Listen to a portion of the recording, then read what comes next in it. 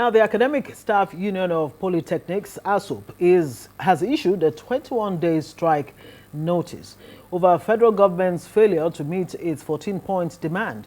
At a briefing in Abuja, ASUP President Shammah Kpanja said the union's needs are divided into two, namely welfare concerns and sectoral needs. Now, these demands include the implementation of minimum wage in several states, putting a stop to the continuous dichotomy against polytechnic graduates, delay in implementation of the dual mandate to allow polytechnics run degree programs, non-renegotiation of the 2010 agreement, and outsourcing of program accreditation in polytechnics. ASUP calls on the federal government to be sincere in its determination to raise the quality and standard of education in Nigeria. Our union has been informed that the arrears at the moment has been captured in the 2025 budget, but up to now it has not been released. The situation is more worrisome in some state polytechnics where the implementation has not been done. Also, most state governments have failed to implement the new national minimum wage as approved by the federal government. In view of this, the item listed above, and the non-committal disposition of the Ministry of Education in committing to genuine dialogue and lack of will to execute previous decisions on the items, our union's National Executive Council have resolved to issue a 21-day ultimatum to the government to address these issues satisfactorily. Failure to use this window may lead to a declaration of a trade dispute and subsequent withdrawal of service of our members across public polytechnics and polytechnics nationwide. Well, for more on the Academic Staff Union of Polytechnics ultimatum, we are joined by Shammah Kpanja. He's the president of the Academic Staff Union of Polytechnics, otherwise known as ASUP. Thank you so much, Mr. Kpanja, for being here. Thank you. It's a pleasure. Well, you issued that ultimatum earlier today, as we heard moments ago there. But you seem to, it's a long list of demand. Of course. But let's start with the state-owned polytechnics or the state-owned payment issues, because you highlighted that. If the states are not implementing the wages and are not paying you, why is your grounds with the federal government, and what has been your communication with the state governments? Thank you very much. You know, the Polytechnic is one community, and the programs offered in the Polytechnics, whether by state or federal, are the same. In the Polytechnics, what is being offered is awarded in the Polytechnic is national diploma and higher national diploma. The graduates of these Polytechnics, whether public, federal or state, go to the same labor market. And if you have two factories producing the same product and you are maintaining one of the factory, you know, servicing the factory very, very well, and the other one, you are not servicing it well, automatically what you expect, the outcome may necessarily be that the factory that is not being serviced very well will churn out defective products. So if we are talking about a national manpower need in terms of producing graduates that have national diploma and higher national diploma, irrespective of proprietorship, they're supposed to be treated equally. Now, the polytechnics and the universities and the colleges of education are supervised or regulated at the national level. For you to gain admission into the Polytechnic, you must go through JAM, which is a national agency. The regulation of polytechnics is done by the National Board for Technical Education. And it is the same modalities that is used in regulating federal polytechnics that is used in regulating state polytechnics. The scheme of service that is used for promotion of staff and staff development in federal polytechnics is same with that of the state polytechnics. The scheme of service developed by the National Board for Technical Education. The curriculum for both federal and state polytechnics is developed by the National Board for Technical Education. And the accreditation of programs, that is the type of quality control, is done by the National Board for Technical Education. So for tertiary institution, regulation and control is done by the federal government.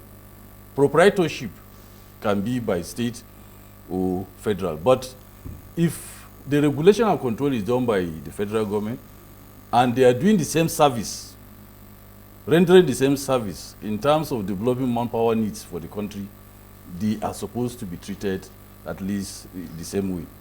Now, our agreement over the time has been that MBT, as a regulator of the sector, should use their regulatory powers to ensure that the welfare of staff, conditions of service are done in line with what is obtainable in the federal polytechnics. This is applicable this is not only applicable to polytechnics, it's the same culture in the university. The same is applicable to colleges of education.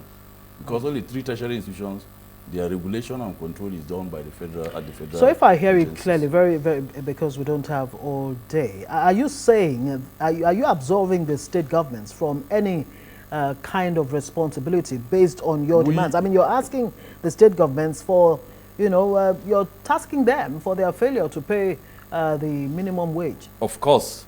The Academic Staff Union of Polytechnic is a union comprising of members from both federal and state polytechnics. Yes, that's understood. Now, at the federal polytechnics, the minimum wage has been implemented.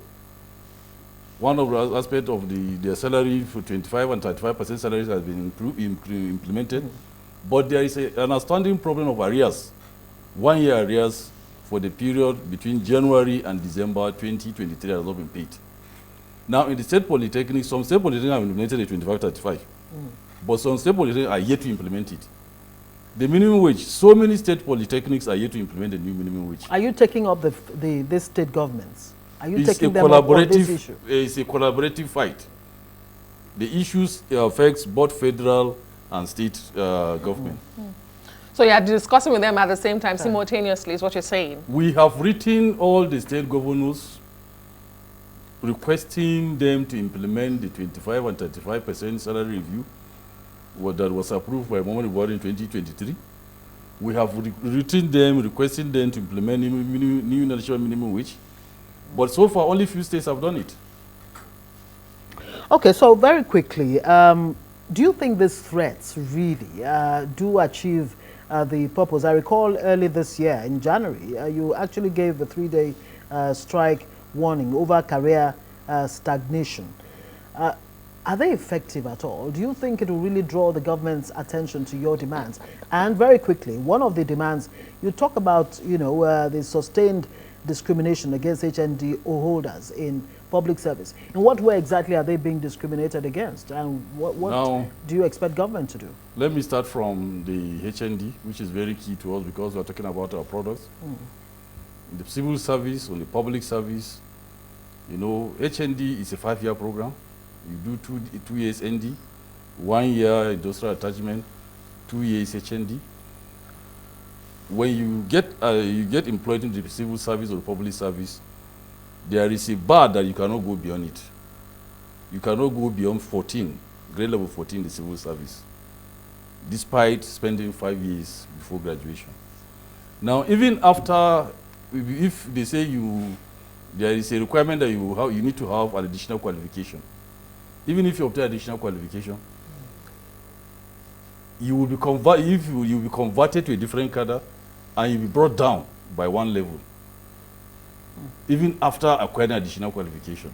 So assuming you are HND, you are HND holder in the civil service, you are on grade level 14, you have a master's degree, you had a PhD, went to have a master's degree.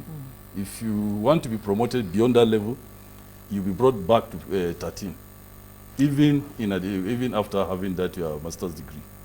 So you see, and we are talking about technical and vocational education. We are talking about how to make Nigeria to become productive.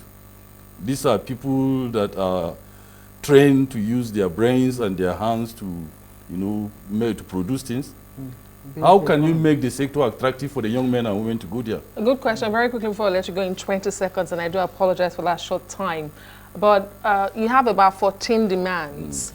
Should the governments, that's the federal and states, come to the round table for talks, which of your demands would you say is the most important? I know some people will say it's because of the compromises you have made over the years. That's why we keep having all these arrears.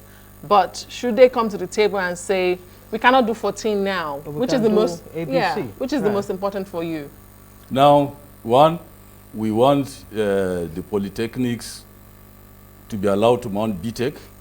We want the polytechnics to have a dedicated commission, just like we have University Commission, College of Education Commission. Our members have outstanding arrears for the implementation of 23, 25%, 35% salary since 2023. Now, federal government has not paid those arrears, and they are saying they want to give us loan. You are owing me money, you have not paid me, and you say you want to give me loan. That's a contradiction. 10 million naira loan. Yes, but you have to pay me my money first before you give me that loan.